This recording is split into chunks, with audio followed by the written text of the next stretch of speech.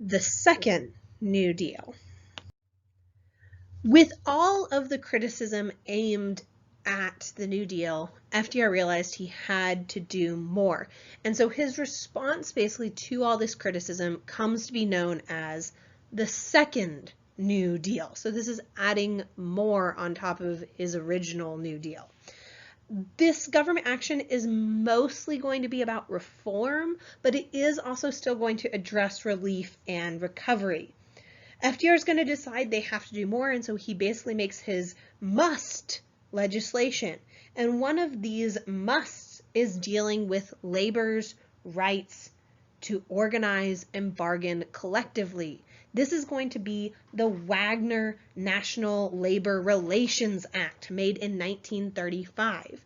Basically, this act is going to guarantee workers the right to organize unions and basically prohibit employers from adopting unfair labor practices like firing union activists or forming a company union.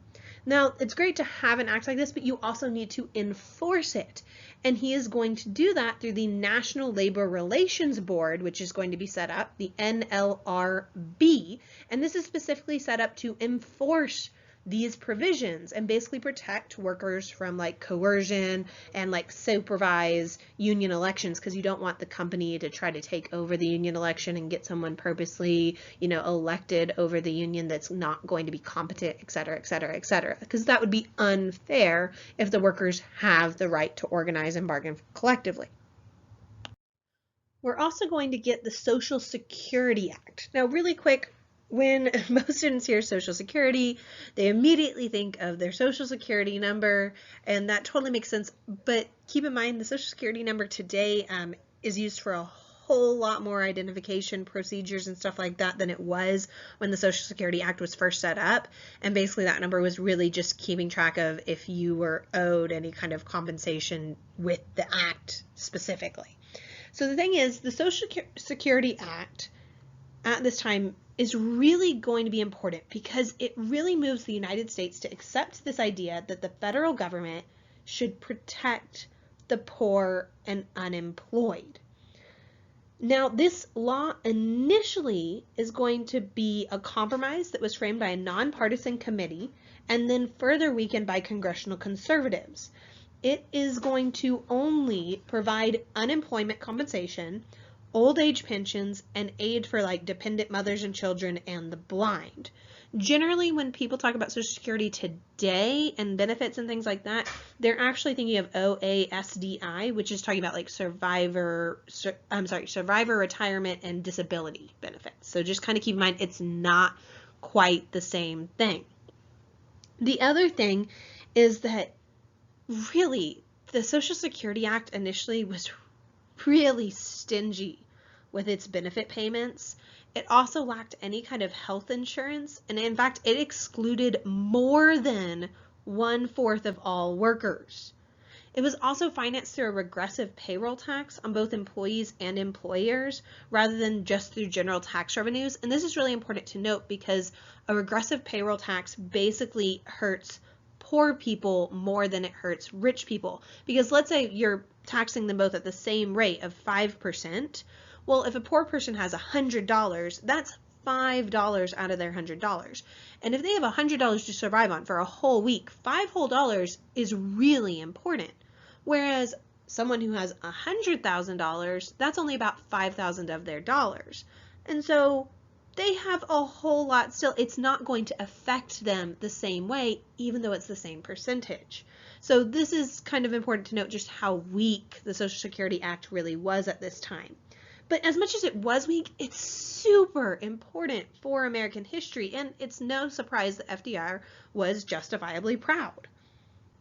It's basically establishing the federal responsibility for any kind of social welfare system, and it is inaugurating in that welfare system that subsequent generations are going to expand. We also see all kinds of reforms when it comes to like money and taxes and land. So first of all, you get like the Banking Act of 1935. This basically increased the authority of the Federal Reserve Board over the nation's currency and credit system, and so it's decreasing the power of private bankers. Then we get the Revenue Act of 1935. This is going to provide for a graduated income tax structure. And it basically is going to increase taxes specifically on like estate and corporate taxes. Opponents of it called it like the soak the rich tax, but actually there was a ton of loopholes in it. The thing is, this is really setting that precedent for progressive taxation, and it is going to have a lot of popular support. But the other issue that we're having to see America respond to at this time is going to be the Dust Bowl, as you can see pictured here.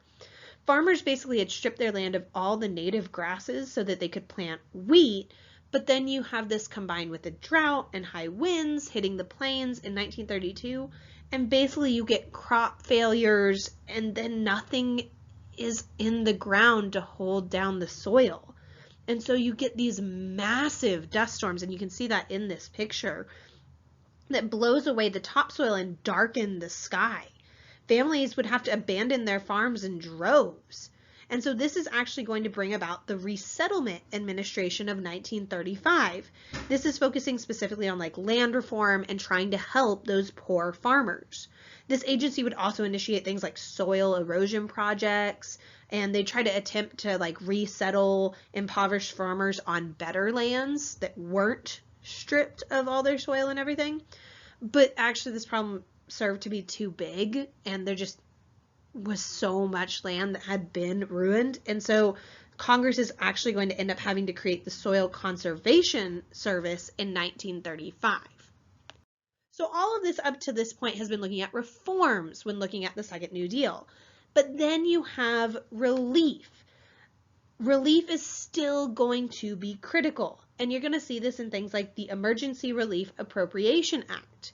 This is going to authorize $5 billion for emergency public employment, and it created the Works Progress Administration, the WPA, which notice that's not a bullet point on this slide, but you can see that in the picture, the Work Progress Administration.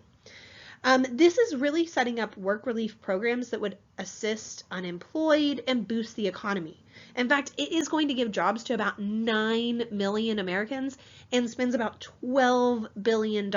And most of this is going towards like construction projects and employing a lot of manual labor and building things like schools, post offices, hospitals, parks, bridges, roads, sewer systems. In fact, a lot of the basic infrastructure that we still rely on today was literally built during the Great Depression by like the WPA, which is actually really problematic because we're seeing a lot of those things starting to fail more recently in the last like 10 to 15 years. And we don't spend the same amount on some of these infrastructure as we did back in the day. And so we're going to see this becomes a renewed issue over time. We're also going to see a lot of these projects were specifically trying to have individuals use their talents to survive the Depression. So it'd be things like, let's employ unemployed writers to prepare state guidebooks or write historical pamphlets or record the memories of former slaves. Let's employ artists so that they could teach art in night schools or prepare exhibits at museums or paint murals on like post office walls. Or actors to set up theater productions and drama companies and, collect and perform folk songs. We also are going to see youth are going to be helped out during this time period with the establishment of the NYA, which was the National Youth Administration. They basically gave part-time jobs to students, which enabled a lot of students to stay in school, which is great because that means less competition from them in the workforce immediately.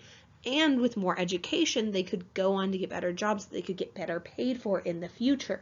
And so they're learning skills to do even more productive work during this time period. So I ask you to summarize the second New Deal in one sentence.